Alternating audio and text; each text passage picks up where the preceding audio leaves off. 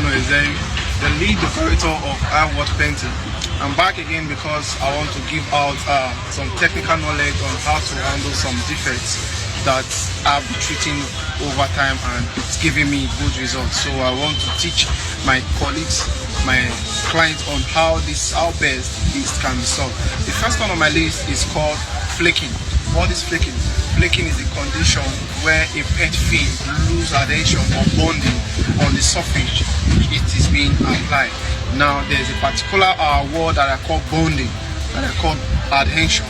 When the paint film loses adhesion, it detaches itself from the surface which it is being applied.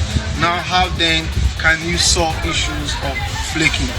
Now flaking, you can solve it in a simple way, where you bring in your primer, because the essence of primer is to provide adhesion to your top coat finishing. The essence is to provide loose surface from affecting your top coat. The next I'm going to talk about is peeling.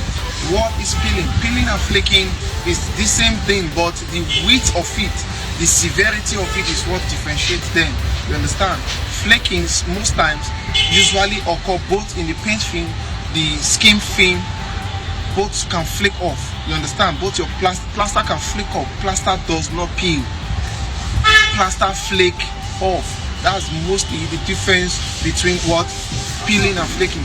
Peeling usually occurs on paint films, but flaking goes down to the paint film, the treated material you've applied, your plaster. Those are the major difference between your peeling and what your flaking. Now, the next I'm going to talk about is called bittiness. What is bittiness? Bittiness is a condition where paint film envelope dust particles. When I mean dust particles, now imagine in a situation where a painter is applying a paint on the exterior surface, and on a particular period of time you just notice that there's a wind blowing close to that painter. Now that wind will emanate dust that will splash on the wet film of that paint that the painter is applying. Now those particles will envelope themselves inside the paint film. Now when the painter finishes that job, you notice some areas are smooth, some areas are rough. Those roughness is what we call bittiness, uneven smoothness of your paint finishing. The next I'm going to talk about is called seizing. What is seizing? Seizing is the inability of a wet film, of a paint film, to form a strong film. What I'm trying to say is this. Now, when a paint finds it unable to dry, evaporation is not taking place. It means there's something that is retarding that evaporation process, and that thing can be oil on the surface, can be grease on the surface. It will retard the drying process of the paint.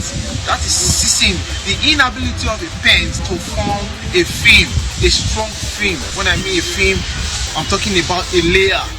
You understand? That's what we call seizing. How then do you stop seizing? You must ensure there is no greasy surface, there's no oily surface. You must take it off the surface. To remove grease, you need the greasing agent to remove it before you can bring in your primer and your top coat to ensure that there's a good surface for your paint to what? Get a good dryness. Now I'm going to be talking about efflorescent. I actually discussed efflorescent on my last course. Now I'm going to be talking about how do you solve efflorescent. Efflorescent, like we discussed earlier, is a situation where water dissolves the alkaline salt, thereby combine with the carbon dioxide in the atmosphere, thereby bringing some salty particles to the surface of a building or of a block or of a tiles. How then do you solve this? Now, first thing you do, you must prevent water lodgement when you are when the building is on block stage. Now, when it's on finished stage, you must ensure that there is no water lodgement on that spot. The next you do, you get an alkali resistant primer. An alkali resistant primer is the utmost solution to efflorescent. You understand? Because the efflorescent is caused by alkaline reaction, so you need an alkali resistant primer. Before you bring in your alkali resistant primer, you need a wire brush. You wire brush that surface. When you wire brush the surface, you dust off. When you dust off, you bring in your alkaline before bringing your top coat. These are a number of defects I feel I should tell you it is very important to you as a client and to you as a painter. More and more defects will be coming up. Remember, when you are having any issues on defects on your substrate, on your building, just contact iWorld. We have all solutions it takes. We have all the remedy it takes to solve your problem.